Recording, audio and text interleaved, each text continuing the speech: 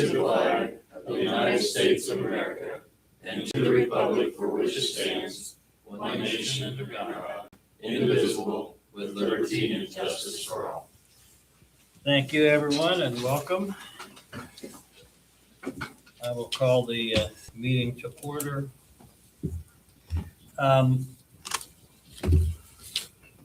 With regard to the agenda,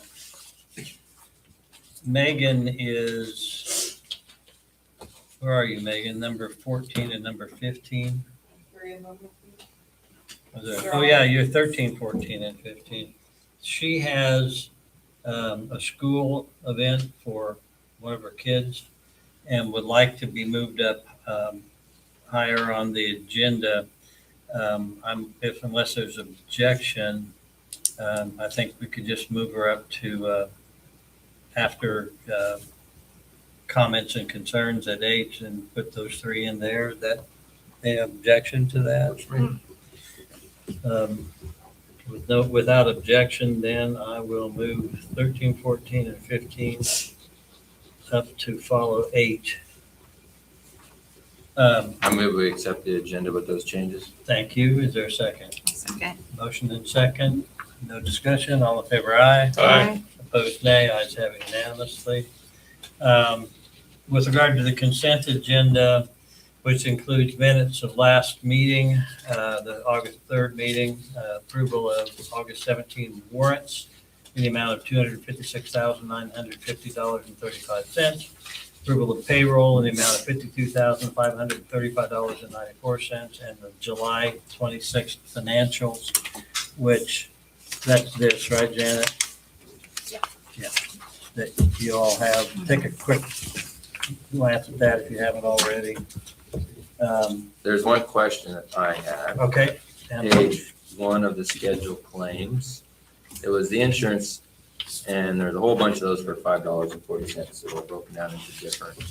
Accidental death for employees. Oh, okay. So it was the same amount. It just breaks down for each Yeah, department. She did. Sets it there. I she see. did.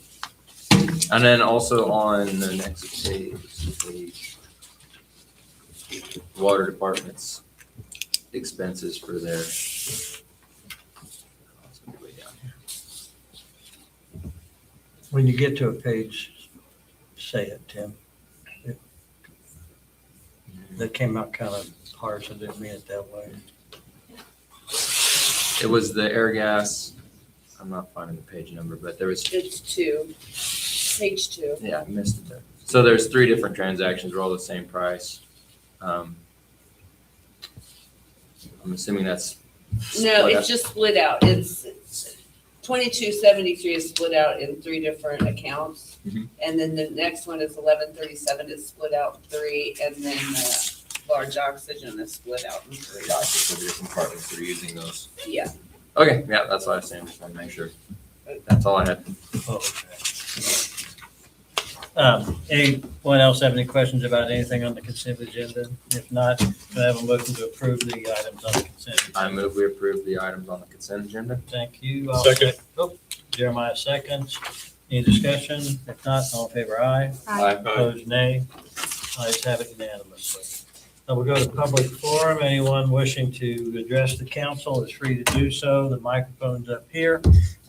It would ask, I just thought of this, so I'll mention it now. If you've got any kind of electronic devices, please mute them while you're at the meeting.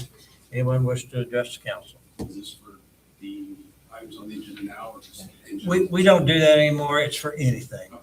The items on the agenda, items that, your thoughts on daylight savings time, anything. Okay.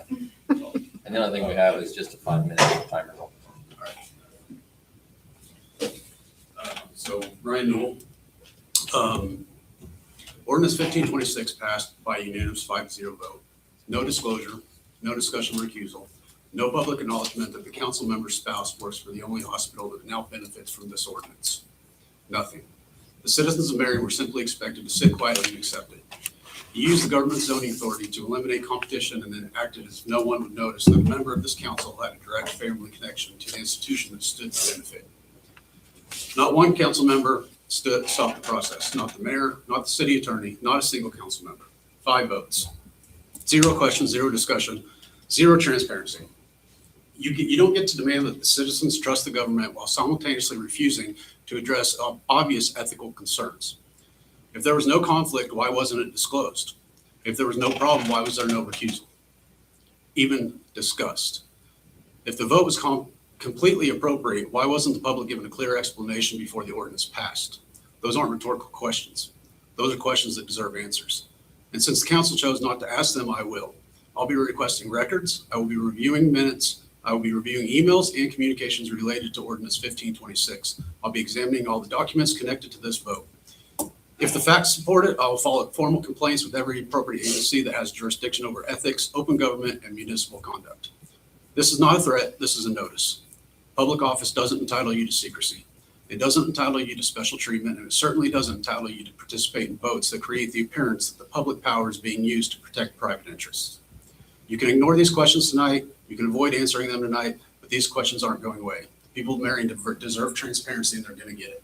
Thank you. You asked for a response. Yes, sir. Okay. With regard to whether or not there's a conflict of interest, that is a decision that is made by the individual council member. Other council members can't say, you have a conflict of interest, you need to recuse. I guess you can say it, but it's up to the individual council member to make that decision. So again, a council member can say, Could say, hey, out of the ethics of this, you need to recuse yourself. if you felt that that was an issue, you could obviously say that, yes, So nobody on the council, including you, Mayor, including me. think that there was a conflict. Well, I won't speak for anybody else, but I didn't think there was a conflict. So you don't see a conflict when somebody's benefiting from a pay that goes to their family by an ordinance that shuts down an entity coming in Wouldn't and shut- providing a competition service? I don't- When competition is good. Ryan, I'm not going to debate you, but I'll answer you. I didn't see it that way. I still don't see it that way. But I'm not going to debate it. Well, that speaks a lot then of how you're running the city and how you want to continue to run the city. Okay. Are you going to make the same complaint with regard to Hillsborough? I don't live in the city of Hillsborough. Okay, fair enough. If I lived in the city of Hillsborough or had business in the city of Hillsborough, absolutely. Okay. But I'm a resident of this city. I take issue with how you've described it. This was discussed in open meeting multiple times. There were no discussions that weren't in open meeting. So file away. And why wasn't it brought up that the council member's spouse was benefiting from this ordinance? Because none of us obviously felt like there was a conflict. Well, then I guess we'll just see what the board say and what happens when we. Keep in mind that even if there was a conflict, it was a 5-0 vote. So it would have been 4-0. It's the principle. And And an know that- you know this is abstention, a former is judge. counted as a positive vote. So it would have been a 5-0 vote either way. It would have been 4-0, but it's the purpose. And Abstention is it's- counted as a positive vote. It's the perception that you're giving to the community, that the council can do whatever they want. That's okay. Obviously I disagree with you, but that's great. I mean, I appreciate that you've expressed your opinion. You have a right to do it. And we'll go forward with all the requests. Anyone else wish to address the council? Okay, we will move on then to item number 6, department reports. Department heads, I'm going to quit forcing you to say something. If anyone has much to tell us anything, or say anything you think that is relevant you'd like to bring up, or if a council member has a question with regard to any of the departments. So let's start with that. Do any council members have a question for any of the department heads? Okay, any of the department heads wish to address the council in any way?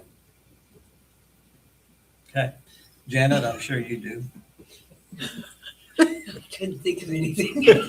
I tried really hard today. I just cannot think of anything. I actually went in the office today and told her I expected her to have something to report this evening. Oh my. Gave her homework, huh? Yeah, they failed. Why don't we go to council members? Yeah, we're going to go to city administrator, then we'll go to council members, and then we're going to you for all your stuff. So just hold on. Okay, Brian. Yeah, make it quick. Deadline for the Marion Historical Museum bathroom and fire escape RFP was today at 4:00. They received 3 bids and they're going to open those at their meeting tomorrow, their museum board meeting.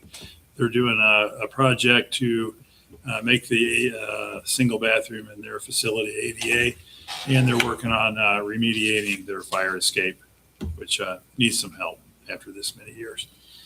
I sent a letter to the owners of 202 East Main last Monday after our conversation we had and about ceding the building to the city. I had a brief conversation with them last week on the phone. Was hoping to have a response Thursday or Friday. Didn't get it, but they have till tomorrow afternoon at 5 p.m. to let us know their intent.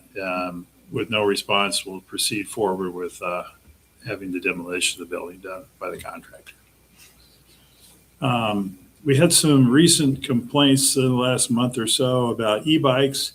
Our chief of police, and we shared it, wrote a post to help people understand what the rules of the road are for e-bikes. Things appear to have improved some since that time. But with school starting again this week, we didn't know if you have any interest in trying to do any kind of city code related to e-bikes and their usage. What, can I ask what the nature of the complaints was? Just maybe not following the rules of the road, I think, just kind of zipping through intersections and that kind of thing. So no hand signals, et cetera, for turning, things of that nature. Don't see helmets.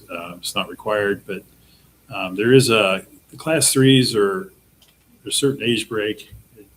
Our chief would have to give you that, what the age break is, but we had some younger folks and were allowed, but that apparently has been remedied, so we're grateful for that. But it did cause chief to look up and see there's other codes in other communities regarding e-bikes. I've been through that in other places I've been.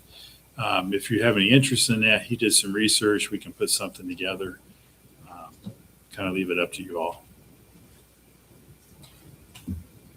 Okay, Aaron, you dodged earlier, but now you're gonna have to grab that microphone, bud, and turn it on.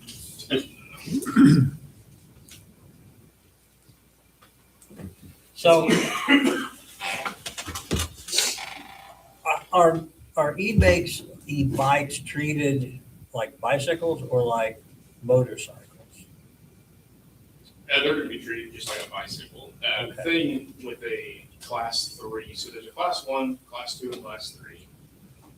Class 3 is you have to be 16 years of age to operate it. Okay. It'll go up to 28 mile an hour. But what I'm asking is we've gotten multiple complaints, countless complaints from citizens about needing to do something about the e-bikes and the e-scooters. So I'm not saying that we need an ordinance to say that we can't have them at all, but I have looked at other municipalities similar to Marion that have them. And basically the extent of it is it's just more restrictions on being able to operate them. Now, not operating them on a sidewalk can only be on a city street. You have to apply all traffic codes, so stop sign, yield signs, stuff like that. Like I said, I'm not wanting to make it to where kids can't ride these bikes at all, because that's not the goal of it at all. Because when I was that age, I would have loved to have something like that. Obviously, they didn't have that, but I'm just trying to look at getting something to make it safer for the kids. And if you guys have any other ideas on what that could be aside from an ordinance, I'm open ears. I'm just trying to come up with something, just given all of the complaints that we've had. Seems really on something. I'll shut this one.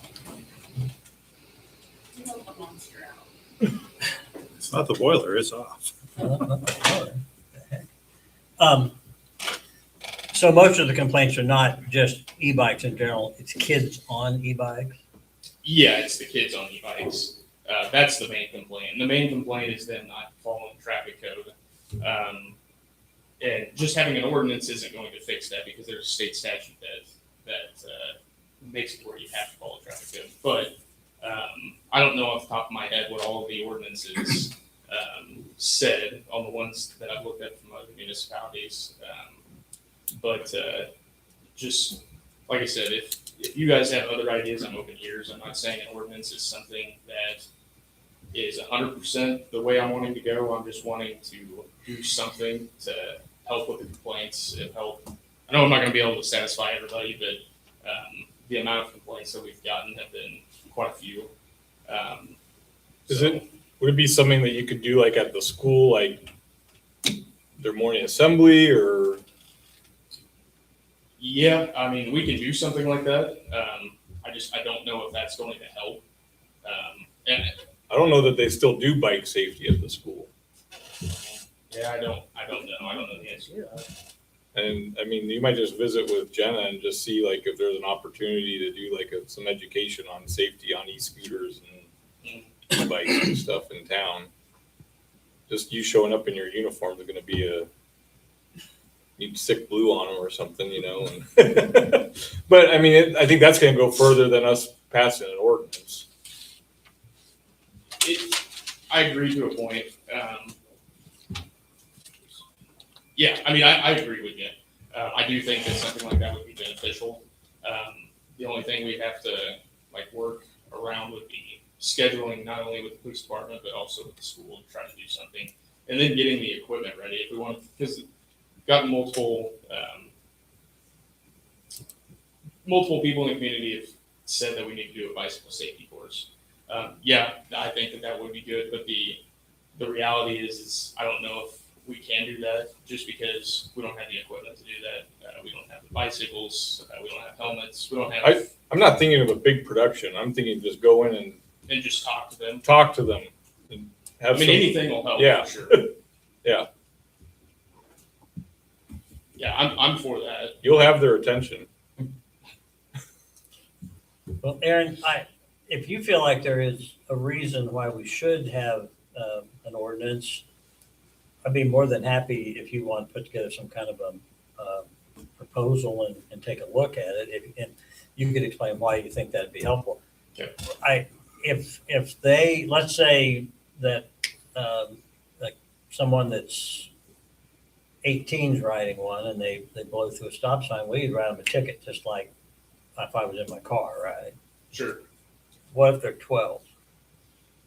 Well, so that's where I need to do more. I mean, I've put together something and sent it to Brian, but I need to do more research on exactly what all these ordinances say. I just put together a huge list of municipalities that have ordinances.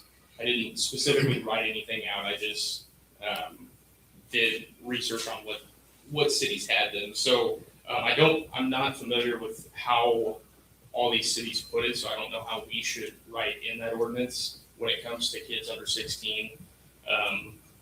But the only thing that we can do legally right now, because we don't have anything in place, is if a kid is under the age of 16 is riding a class 3 motorized bike or a e-bike, then we can do something. But there's a caveat to that too, that you would know.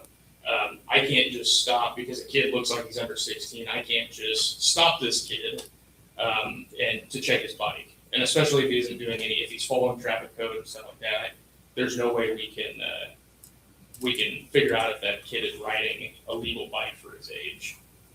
And that's what I've tried to get through to some people in the community as well. And it is what it is.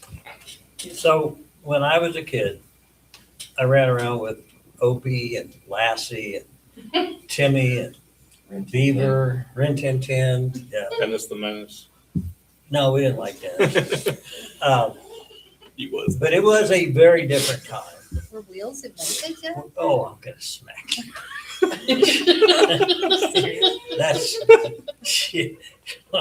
That's not funny. Sorry.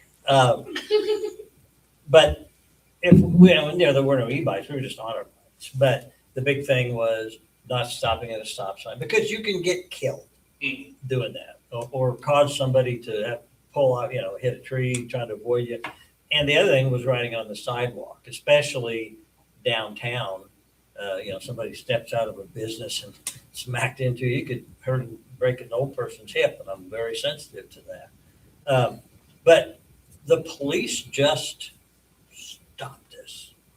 and not to see if we were riding illegal, but to say, if I see you down here riding on the sidewalk downtown again, I'm calling your parents. I mean, I don't think there's anything to That prevent has you. been done. Okay, I guess where my question was gonna be, have people reacted appropriately to those kind of calls? The one individual that I did have a conversation with and the parents, it has helped. But it's that this individual is not the only one. Yeah, sure. But in that situation, it did help. I spoke to the kid riding the bike and then the kid's parents. Okay, good. Good. Does anybody else have any objection if Darren wants to give us a proposed ordinance? No. I do like Jeremiah's idea of just going to the school and, I think education's, yeah, I think a lot of kids don't know. Mm. And I think coming directly from a police officer, would really make a world of difference, and maybe it wouldn't help all of them, but educate those few. Well, and then that was one of the things I talked to with that kid too. So we went for a quick tutorial on the side of the street on hand signals, and then his parents also helped him. Yeah, I agree with what you guys are saying. I'm open to do that, especially since school's starting back up. I can try to set something up and do that. I don't think it could hurt, but I'm not gonna suggest it's gonna be the be all and the end all, but we're open to suggestions from you, how you want to proceed. Okay. Amy, if you were riding an e-bike and Mhm. wanted to make a right turn, how would you signal?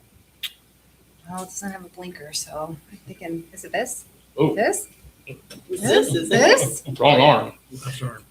Oh, But you're right. this? That's right. They're all Oh, see, on the right I'd side. be pulled over. Amy would be stopped. I'd be pulled over. Mike was asking because he didn't know. so. Yeah, you were just. I definitely knew.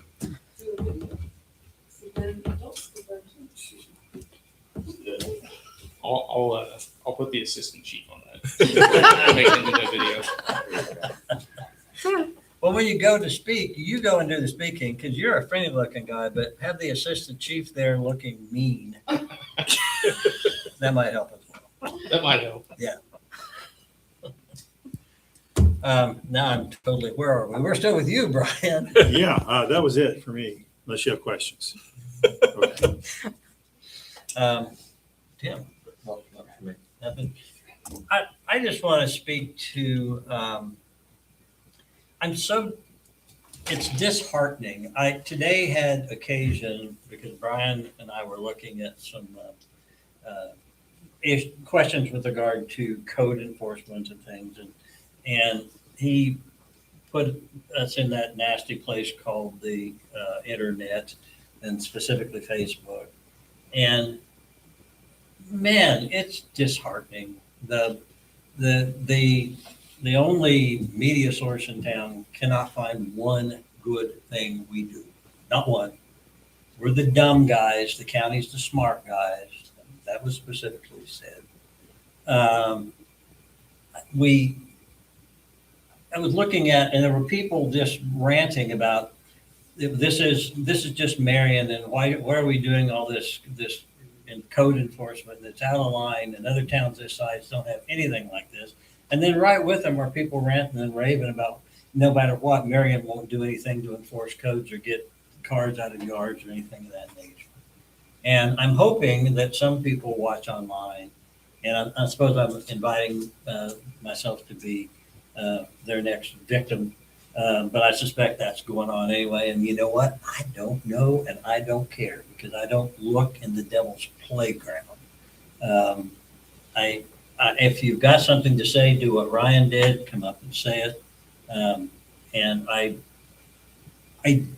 was bothered by this constant, and it comes from the same source, and it's not Ryan, that there's skullduggery going on. There's behind the scenes conspiracies going on.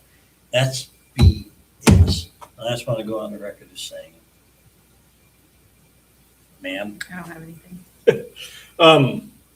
Not exactly along the lines of that, but just wanted to, in 2023, we put together a strategic plan. And then in the fall of 2023, the wheels came off for the city. And I don't think we've done anything with it. And I'm wondering, like, have we thought about like where we want to, it kind of goes along with code and stuff. Like, where do we want to be in a year? Where do we want to be in 3 years? Where do we want to be in 5 years as a community? And I don't know, I mean, we don't need to get in the weeds today, but I just am curious if we've had any intentional discussions about some of that.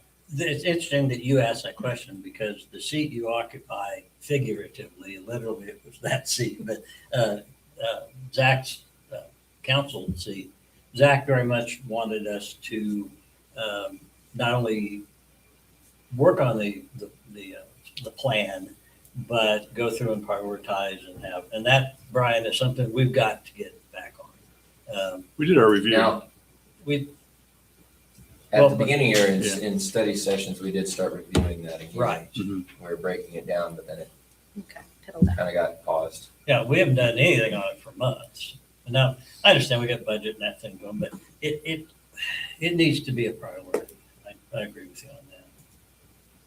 So that's the only answer. Okay, yeah, no, I would just, I feel like that's something that we need to be doing, and I don't want to just be reactionary to stuff. The best way to do it is probably to have more study sessions.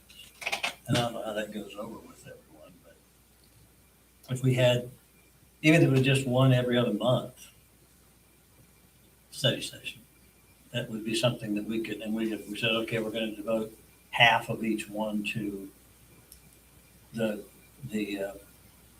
plan. Would you want to put together a calendar and then we can tear it apart? I've been places where they spend a day and a half on their strategic plan, Wouldn't that be like hexannual? but we can start smaller and work our way up. Well, But I mean, honestly, the department heads were all in there and waited for the smoke to come out at the end. And it was about budget season too. We were working on it to make sure that we were following the steps. And granted, their plan was probably a lot more arduous than ours is from what I've read, but doesn't mean we shouldn't attend to it. You're correct. So, Do you well, have a copy, Jeremiah? Yeah. we'll You work brought it with something you? out. wow. I inherited it. Okay. That's fine. Carefully placed. Well, Brian, if you want to, because if you look at the plan, it says, who's responsible for this part, who's responsible for that part.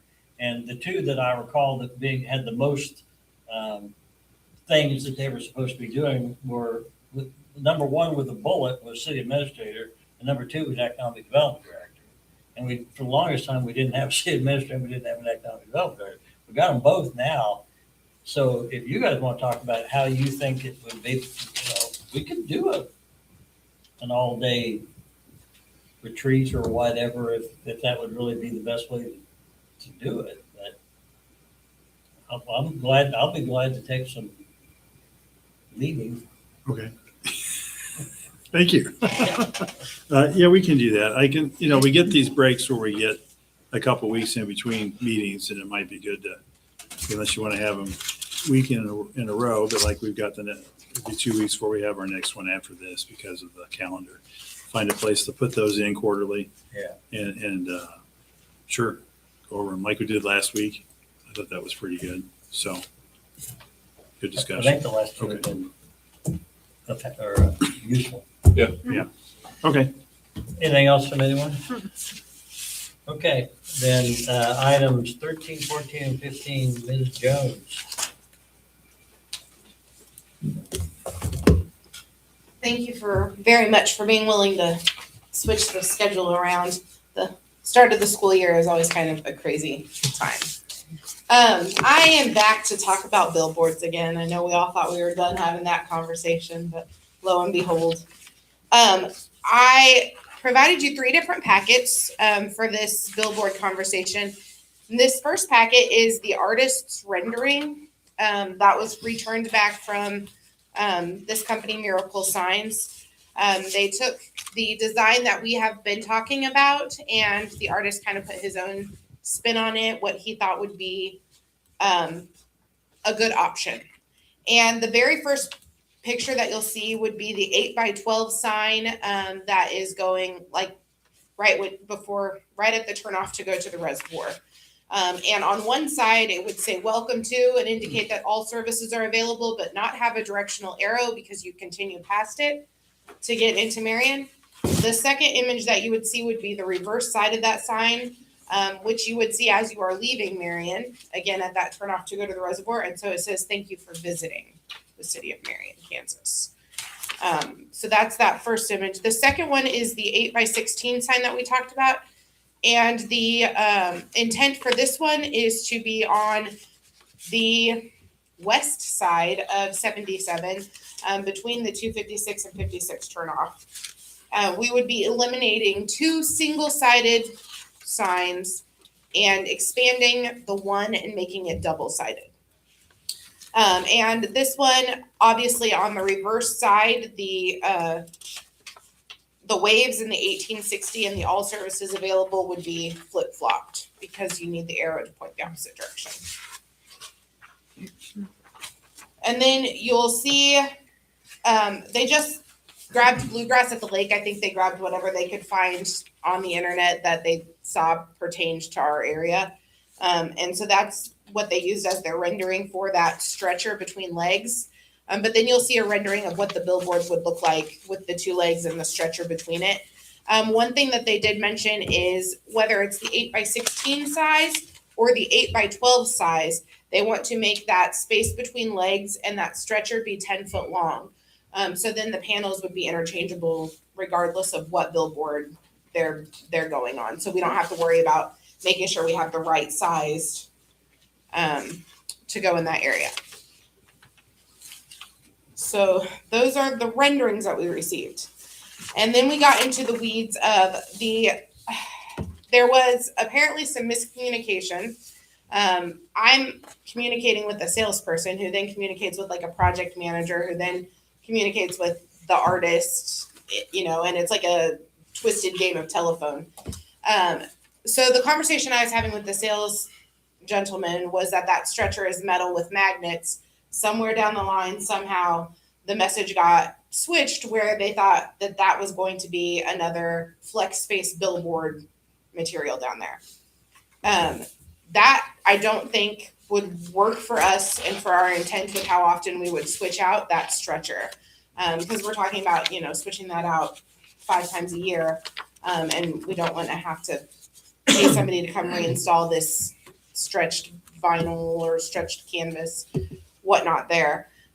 So they did go back to rebid it to where that stretcher is solid steel. It couldn't be aluminum because aluminum's not magnetic.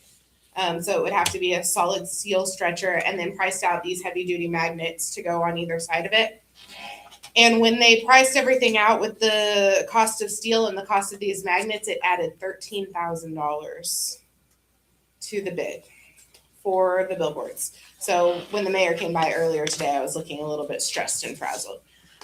So some brainstorming ensued because I don't think that is reasonable.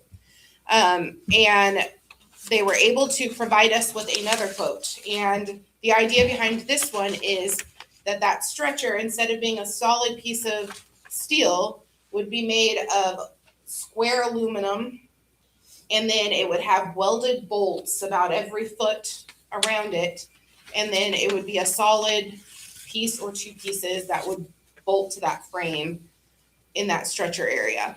And that only increased the price a few $100s instead of $13,000. So to me, that seemed like a much better solution.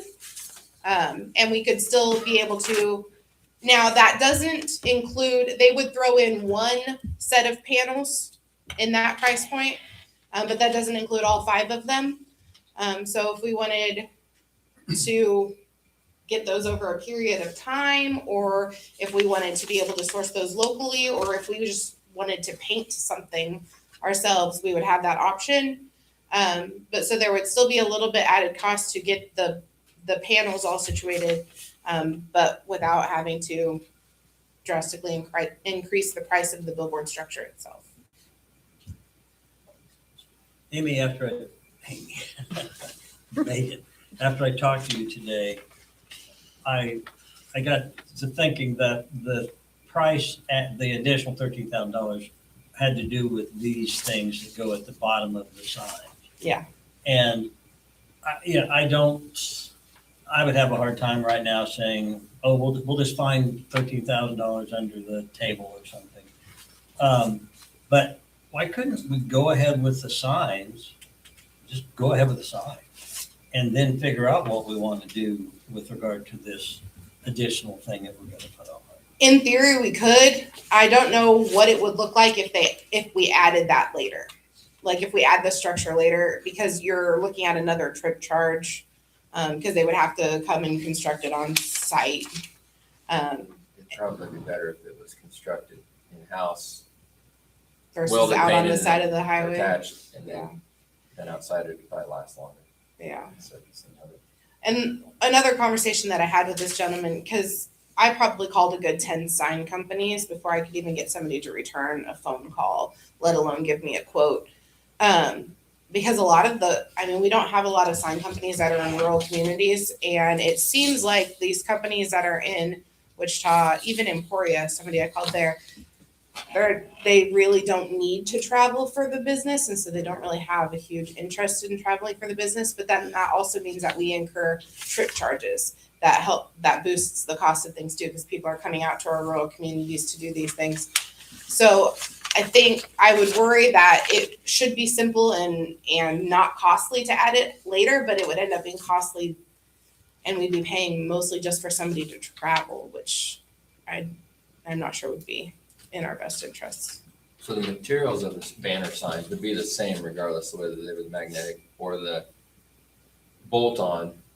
It's just the framing work that's different, No, right? the magnetic was like a magnet with like a heavy duty outdoor vinyl thing over it. And what he is suggesting that they would make these panels out of is like aluminum composite panel or something like that. So in theory, a while ago we had talked about doing the metal panels, ordering them from Baker Brothers. That could be something that we would pursue for these stretchers. But they are much smaller than what we would be putting up on the billboard and closer to the ground, and able to be fastened on with welded bolts. And then wing nuts is the idea. And we could buy more of those down the road as we wish. Yes. Yeah. So I think you're looking for authority to move ahead on this. Correct. Again, we still have, KDOT has given us till December, I can't remember the exact date, to replace the one on 77. And we're kind of at a time crisis for that. Thoughts, council people? So the quote then, that major difference was just for the big 16 footer out on 77. Were the other signs, I noticed there's a list of this other stuff. Is that? This list of things where it says furnish and install new flex space is in the future. If we want to switch out those billboards, they can do that without having to affect the structure itself. Okay. And this would be the price to switch out the billboard face if we Gotcha. want to change it. But you'll see on the one proposal, it has, 19,000 something for the 8x16. And then it has 17,000 and some change for the 8x12. And then it has this other line item that's the 13,000. That's not a summary of all of those prices listed above. That's a separate charge for the magnets and the steel. In the other On all quote, of the signs, not just that sign.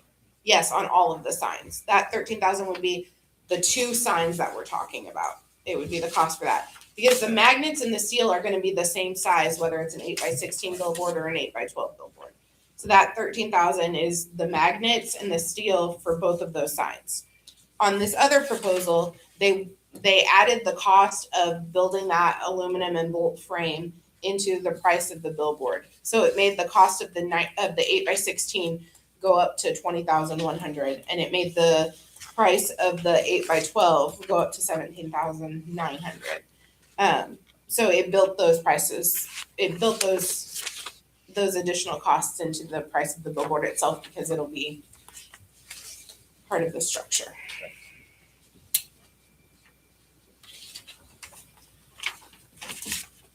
About how much was that raised it over what we originally talked about? You know, I didn't have. It's a few $100s. It's like about $300 Okay. each. Okay. Each sign. So actually, given that, of course, we didn't have that information earlier, but. Right. My suggestion that when we go ahead and just don't do the bottom parts, if we're only talking $600, we just will go ahead and do that. And if we decide we want to change it, then we haven't thrown a lot of money away. If it works, well, then we can start buying more of them. And like I said, this would come with one set of panels, not all 5 that we talked about. But then that gives us the freedom to explore different options of how we want to do those panels and or add them over time if we need to, or, seek funding for them elsewhere if we need to. It buys us time. I really do. I'm going to say this real quick because we don't need to talk about it now, but when we do start designing those panels, they have to be really simplistic. Because even the one out on the road by the reservoir, I think you can see that it says Art in the Park. I don't know if you can, just driving by at normal speed, if you can even read the date. So, and I recognize that's probably the furthest off the road other than the Helmdale one, but. Yeah. Okay. Let's move on. Okay. I think we, We make a decision on. yeah. Traffic, the one that's. We need to approve one of the bids. Yeah, well, I'm waiting for a motion. I mean, we move forward with the lesser proposal to not do the magnetic ones, to do the bolt-on banners instead with just one banner that's included with the bid. Is there a second? Second, Discussion? Did you go for the 41, 8x16 or the 3x12? well, Did you say the that? bid is for It's both. both. Both? Yeah. The 8x16 goes on the west side of 77 Okay, between Highway 256 and Highway 56. okay. And the 8x12 goes on Highway 56, right off of Highway 56 on the turnoff. Right. Which road is that? Is that Pawnee or Remington? Oh, I don't. Going out to the reservoir? Oh, Is it Old Mill? Pilsen. Not Pilsen, it's not Pilsen Pilsen. Road is Remington. Okay, So it's not the Pilsen This road. is the bid for You mentioned Pawnee. 41,228.46. That's it. Are there a warranty on these signs? Do they? There's a lot more fine print to this contract, which we will send off to our city attorney before we completely finalize with this company. And this will all still fit, Brian, into our budgeted amount that we're already planning on Yeah, it's coming out of using on this. bed tax and industrial promotion. Yes. It still falls within the original 40 capital improvement. Yeah. Yeah. We put a line We item put in a line there item for it, for for it. 40. So we're just right there. Any further discussion? And are we good with this? Yeah, I liked it. It's very, very similar to what we have been looking at. Yeah. Just with a little bit of an artist zhuzh. That's the technical term. I want to see how it's spelled in the minutes. Or the newspaper.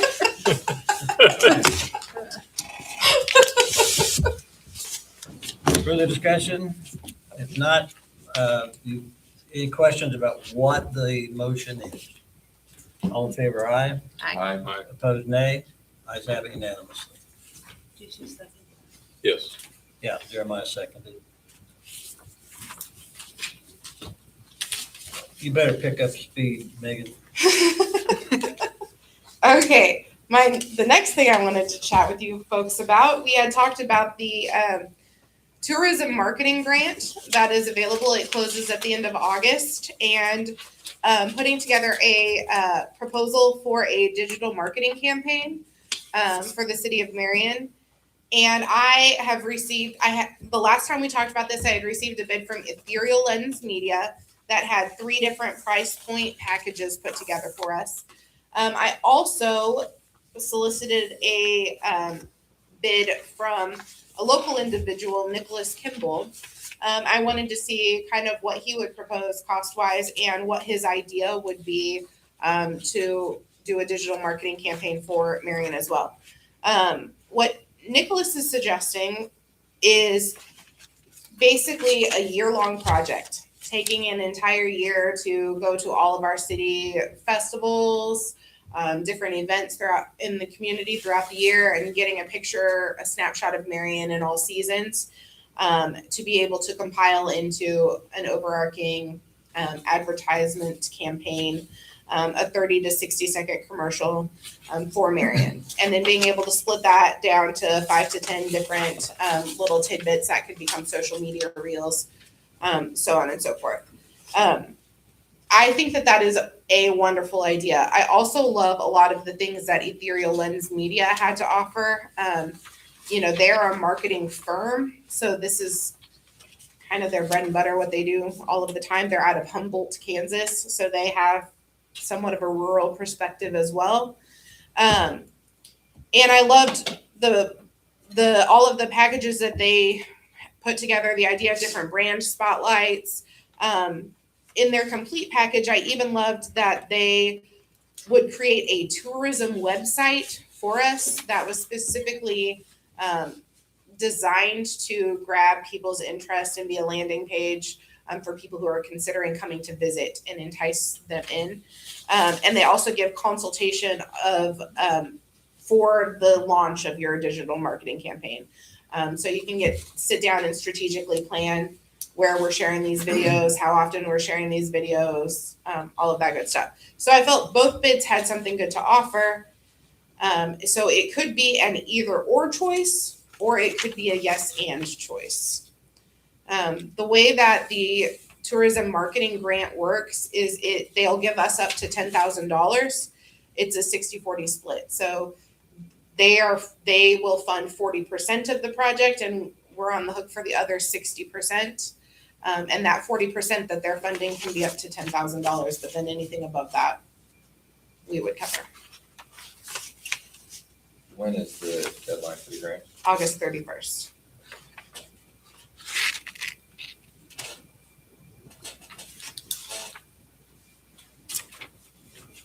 As someone who grew up in Yates Center, Kansas, the idea of doing business with someone from Humboldt is repugnant.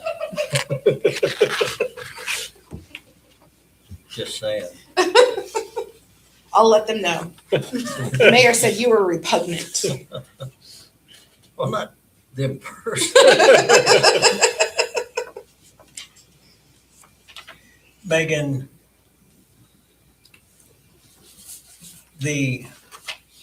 I don't, is Nick, you said local, Nicholas Kimball is local as in Marion County? He lives, well, I think now he just moved to Florence, but he was living here in Marion. He does a lot of the photography for the paper.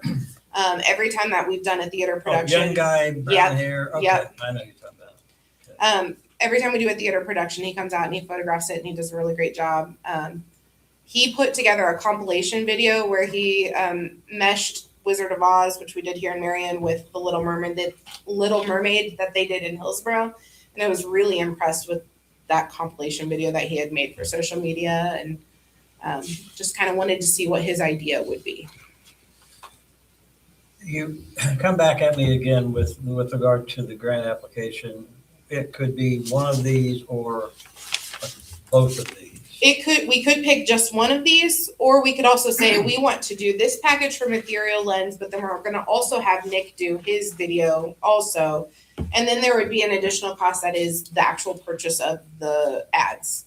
Like if we're buying Facebook ads or YouTube ads or Google ads, but that we can rate, we can buy as many ads as we want or as few ads as we want.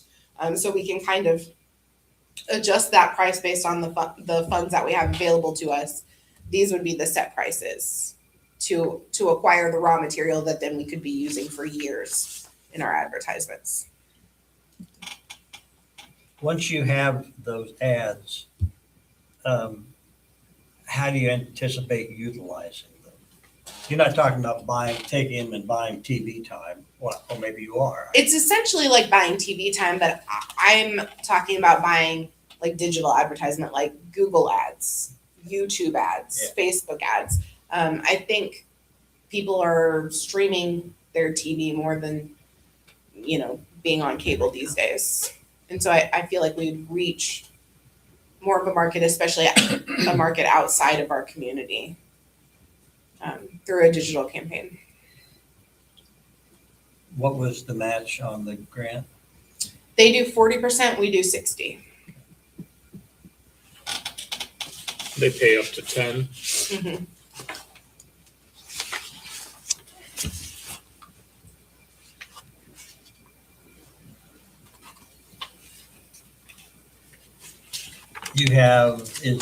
I recognize this year you don't exactly have a budget, but have you and Brian talked about how much that he's anticipating you're going to be allowed to spend?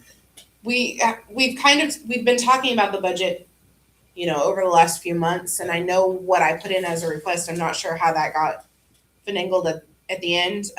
But for instance, not finagled, it was well, openly discussed. Yes. And dealt with. Sorry, how things got rearranged or what may have been axed or not, I'm not certain yet. I know in my original request, I had put things in for print advertisement, brochures, whatnot, which we were able to do a lot of that this year. So next year, I don't anticipate having to order brochures per se. So those dollars I would put towards this instead. So if we have marketing dollars, it can just be used differently every year. And this is something you're planning on landing in 2027, not 2026. Right. It's very similar to the tourism attraction grant that we got for the Rhino project, where it's an 18-month project. So we would maybe start the groundwork, start getting the videos filmed, but we wouldn't complete this for another year and a half.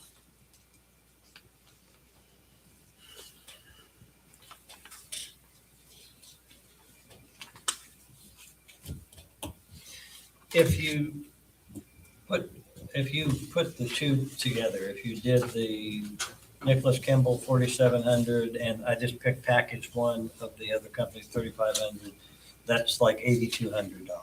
And do you have a proposal? Which would you prefer, or what would you prefer? I'm easygoing. I'll work with whatever we can. I will say that there are benefits to this package number 3 from Ethereal Lens Media that I do think could be really helpful to us. I think the idea of a tourism campaign site would be really nice. A website that is specifically geared towards making our community put forth its best face and catch people's interest. I also love the idea of a actual marketing company giving us some guidance as to what would be the best place to spend our dollars, or the best way to spend our dollars when we start to actually purchase ads and put videos out there. So I see benefit in that. I also understand that that's a hefty price point. So if we were to step down from that, I'd probably be more inclined to stick around the medium, where you get a little bit more content to bank for future ads. So the cost though to us is on the back page, right? In the red. So that back page, what he's showing you is the production cost is what they would charge us to create these things. And then he's giving a suggestion of how much money to spend on purchasing ads. And then that gives that total project cost. And then he showed with a 40-60 split, then the grant would pay the green numbers and we would pay the red numbers. What would be our in-kind? I don't know that we would have any in kind in this instance. That's what I would. Yeah. Yeah.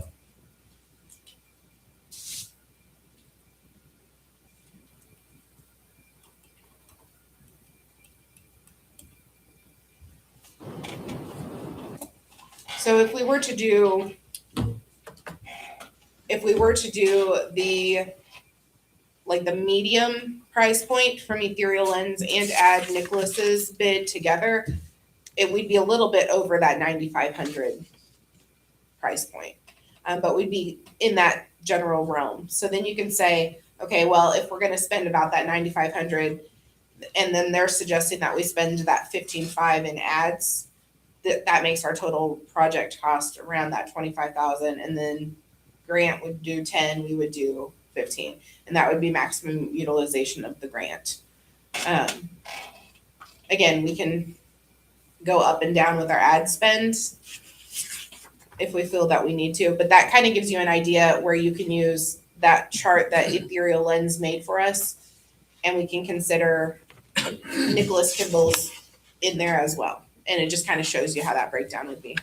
So tonight, though, we wouldn't actually be committing to one of these necessarily. We're just proposing it for the grant. Well, we don't have another council meeting until September 8th, which is 7 days after the deadline of submittal for But what I'm this. saying is, we're just submitting for the grant. We're not actually signing, saying for certain we're doing whichever package. Could that be- I mean, in theory, I guess we could change our mind down the line, but the grant is gonna ask us for budget information. They're gonna wanna know what we're spending the money on and how that expenditure is gonna get broken down.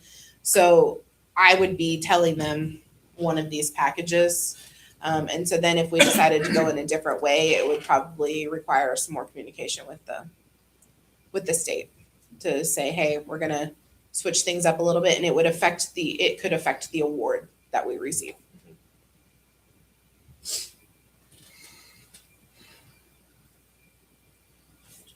How much I think this comes down to how much are we willing to spend? Like if we said, yeah, we're talking 2027, and it is economic development, and we do have a specific fund that replenishes itself each year for economic development. So if we said, okay, we're willing to spend 15, then you could work backwards from there, right? Mhm. Or if we said 9, or if we said whatever. Mhm. Is that helpful at all to you? Yeah, the question is, what do we have budgeted for? What do we think our budget's gonna be for 2027 for that? I can tell you,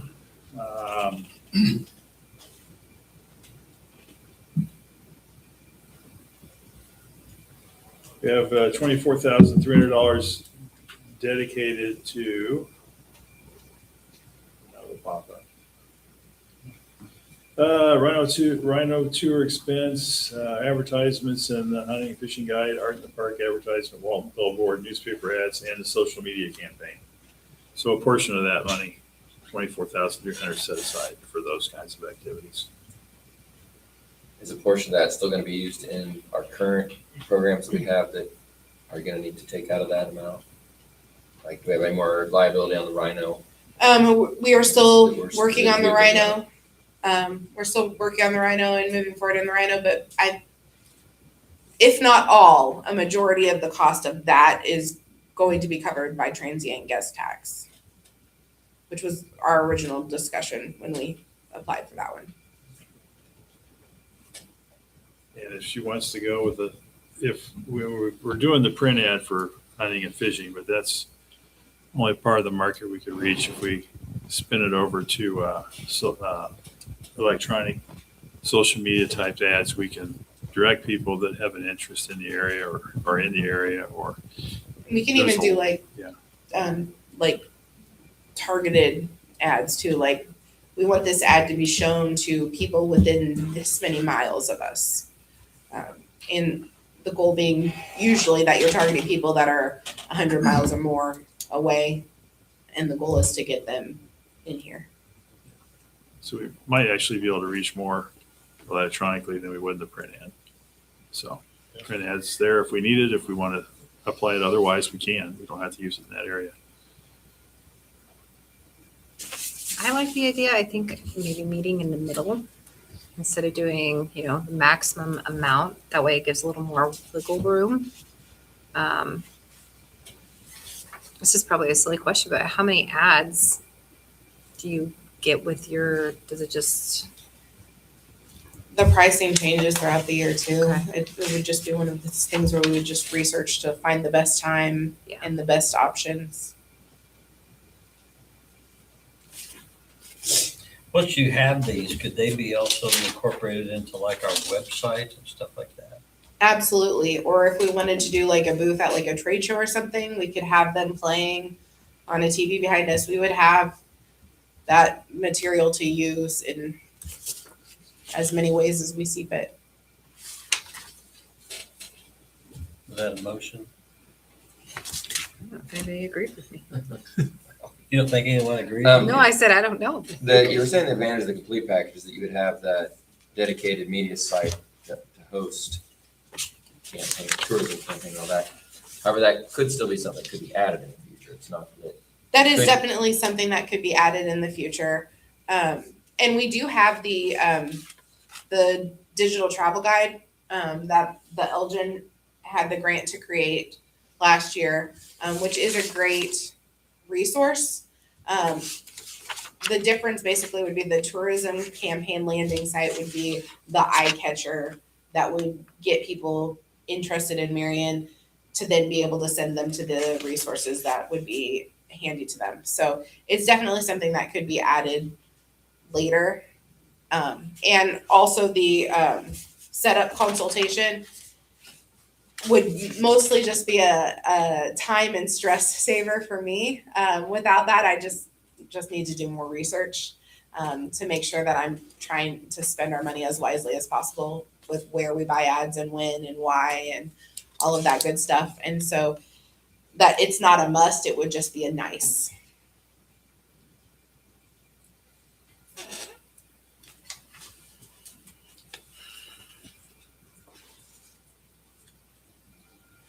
Do you feel like the numbers that are here are under the matching funds?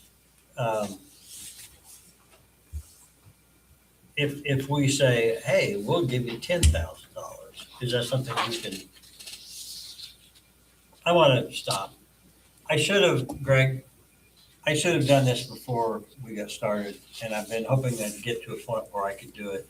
I want to acknowledge Greg Wyatt, who's probably the heir apparent to the county commission seat that covers the south half of Marion and on out into the Woolies.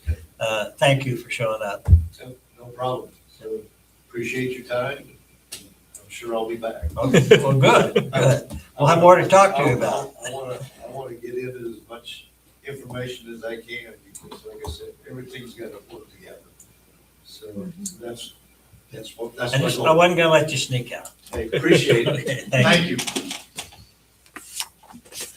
So my question was, if we said, hey, you get $10,000 to spend, figure it out.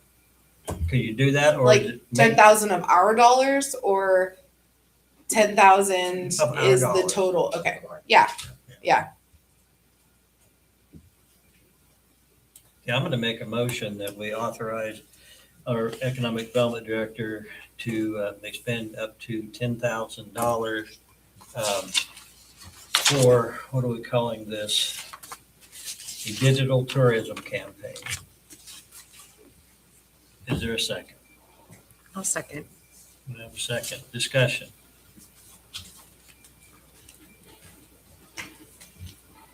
No discussion? What's what we've been Pretty doing good so so far. far. Well, then, no further discussion. You haven't- Further discussion. Well, you haven't been discussing a specific motion, though. So, okay, that's the motion. You understand the amount? There's somebody with a cart. Ghosts around it. All in favor, aye. Aye.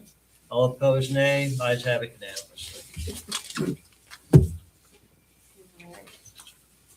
Okay, next and last, hopefully. There is another grant opportunity that's out right now, and again, it closes at the end of August, but there is the Everhard grant. And multiple organizations within the city are applying for a project to get Everhard funding for. I think St. Luke is doing one, I think Kiwanis is doing one, MEDI is doing one. But I didn't want to just ignore it. I wanted to come to council and say, would we also like to put our hat in for Everhart grant funding. In my opinion, the more applications from our community that get turned in, the more likely our community gets a piece of the pie. So I'm a fan of anybody that has a request, putting a request in. There are two potential. Honest is asking for the sounds. And the food bank's got one in too. Food bank's got one too. And MEDI is looking at doing public art and welcome signs. I can't remember what St. Luke was looking at, but there would be multiple projects going in. So I had two ideas of something that the city might want to pursue for the Everhart grant. One being, we had applied for the seed grant last year to try and do some improvements in the park and to revisit that project and apply for the Everhart grant for that to revitalize the walking trail, install hopefully like some trail cams to give a little bit more security down in those darker parts of the trail. Fix up some broken equipment, picnic tables, so on and so forth. Obviously, we've already ordered the tire climber, so that wouldn't be part of the scope of work anymore.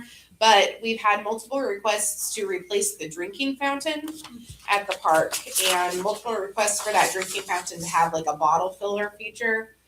So we could potentially take off the tire climbing equipment and replace that with putting in a water fountain. This is one that I had found that I thought was a great option because not only was it a drinking fountain, it had a bottle filler and it also had a pet drinking fountain feature to it as well, which I thought would be really nice down there in the park. I would be looking back at our program. We bid this last year and we thought we had some asphalt millings that we could use for the trail, and I'd need to revisit that and see if those are still available or if we would have to purchase, which might make the cost of repaving the trail different. The positive of the Everhart grant is it's up to $50,000 and there's no match.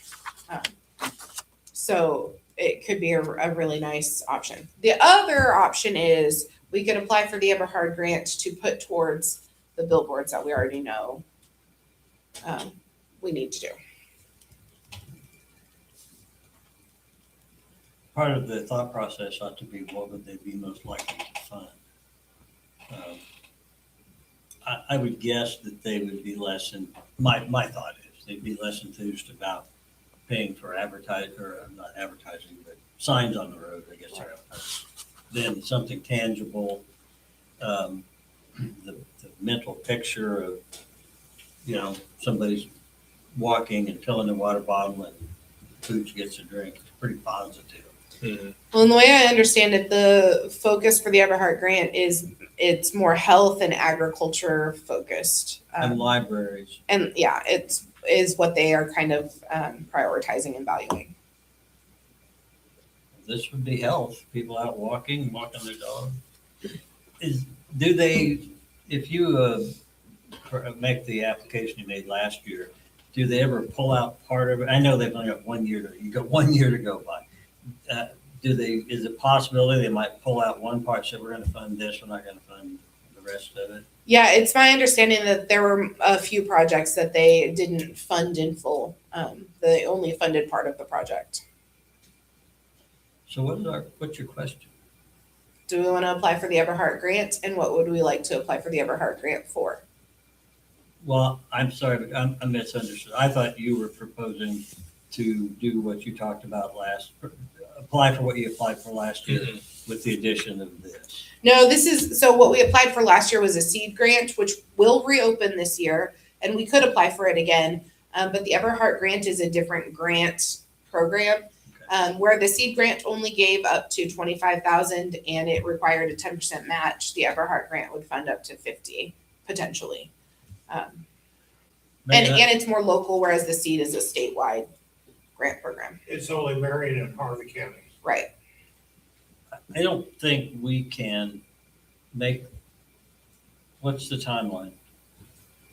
August 31st. You got to bring us something and say, hey, here's our suggestion. Do you, if you're expecting us to come up with ideas what we ought to apply for here tonight, we're gonna be here a long time.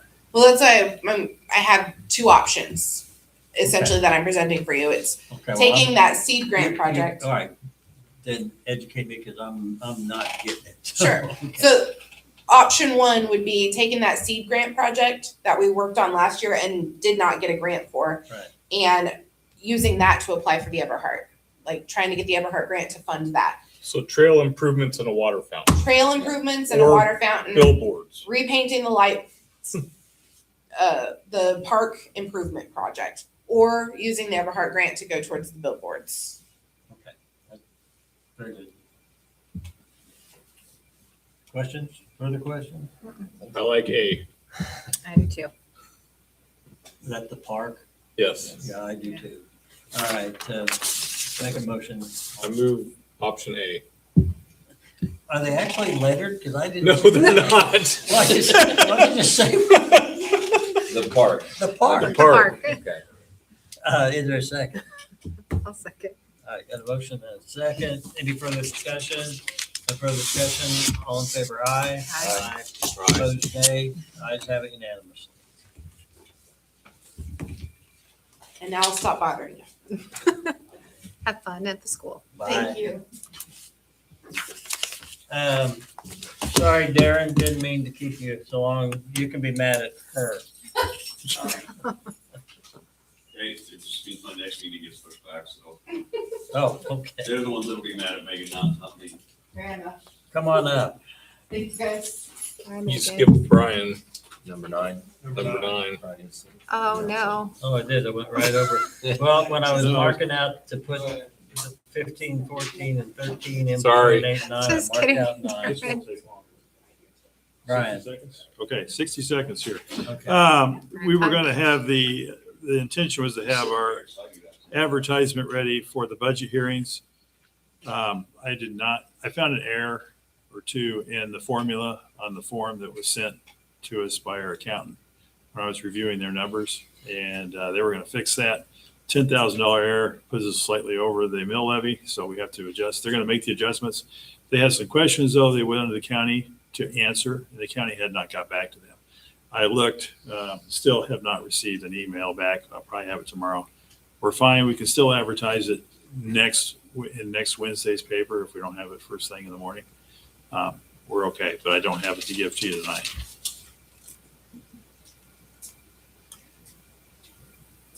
But, I mean, this is on for us to approve.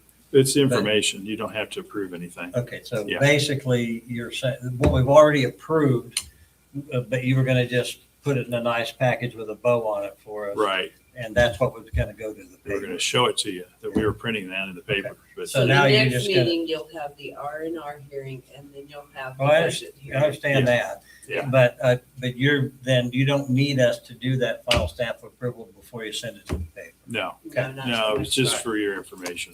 But didn't pan out that way. So Okay, we'll have, the next meeting will be that meeting where we approve those things officially. All right. we're over your 60 seconds. Oh, yeah, no, sorry.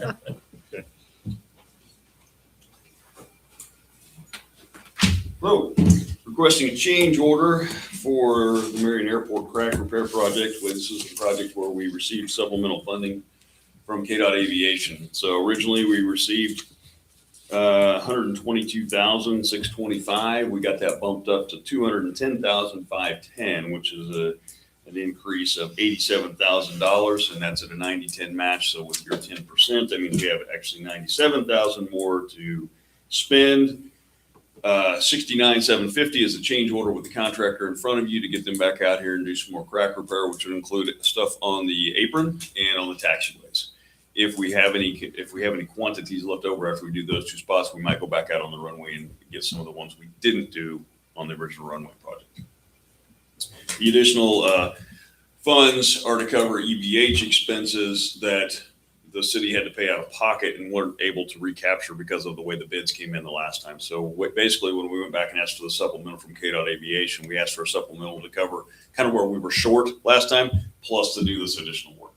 And they funded it all. So, well, 90% of it all. So that's where we're standing with the project. And so, like I said, I'm requesting the other thing was a little goofy with this. It took a little bit longer to get through. Well, after KDOT actually got us the funds and we knew we had it, we had to go back to the original contractor. Well, the original contractor they were absorbed by another bigger contractor.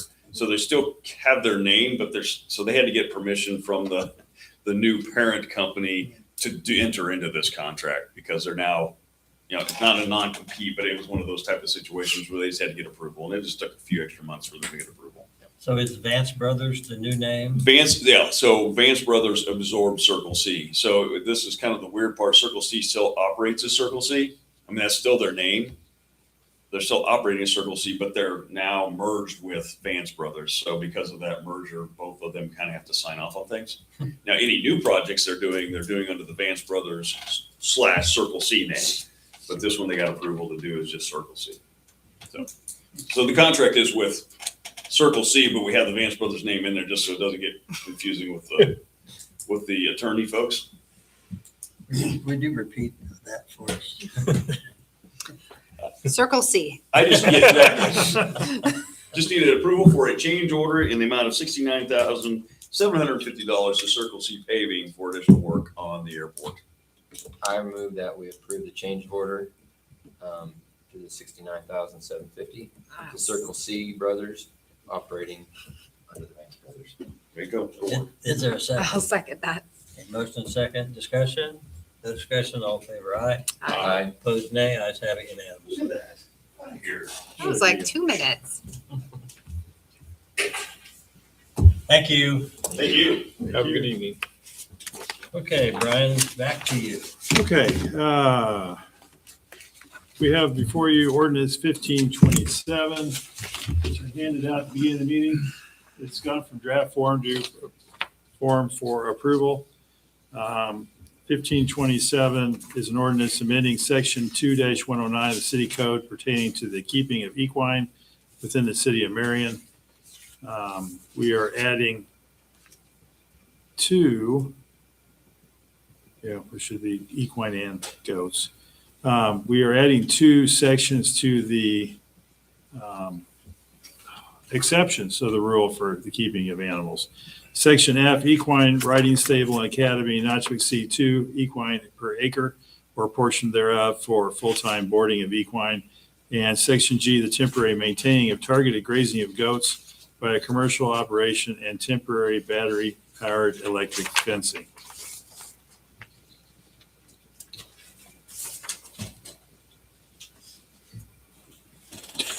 That's the ordinance.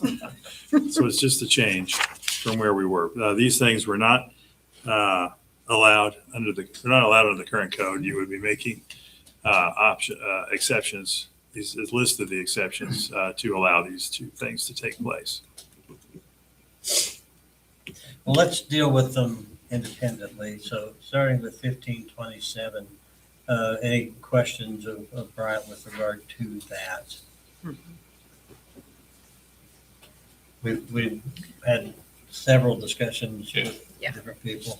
Is there a motion with regard to 1527? Move to approve ordinance number 1527. I'll second. Motion and second. All in favor, aye. Aye. Opposed, nay. Ayes have it unanimously.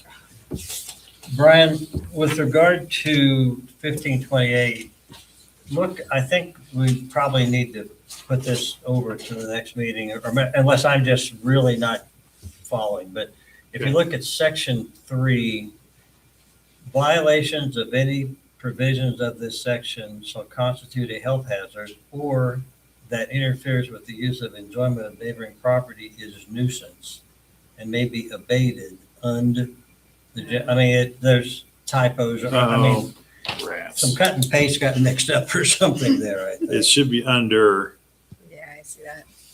okay, So well, our previous section 3 of the ordinance 1527 also had one error on that too. Oh. Now that you've said that, just I can get them both. yeah, since we caught that. that's- we just copied the same error. Okay, sorry about that. But it's more than just that, but I mean, violations of any provisions of this section shall constitute a health hazard or that interferes with I mean, it's a bad sentence or something. Well, I won't discount that. I got it through the attorney. So Okay, well, I think it's kind of how it's written already. So, but I can definitely go back and we can make the correction because we don't want to we don't want to leave a hole in it. I think, it could be noise, could be an issue, if noise is an issue. I have a feeling that's what the primary one is. But again, I'll go back and I'll rehash it. Do we need to back step the previous vote on the 1527 in regards to that? Oh, well, we could, yeah. Targeted grazing typically involves battery-powered electric fences, so we couldn't allow those until we pass this. Yeah, it's So- the same. Okay. good point. Okay, I would move to withdraw approval of ordinance 1527 by voice vote. Is there a second? Second. All in favor, aye. Aye. Opposed, nay. Okay, so I guess we'll have both of these to play with. Bring it back on September 8th, hopefully. Thanks for catching that, sorry.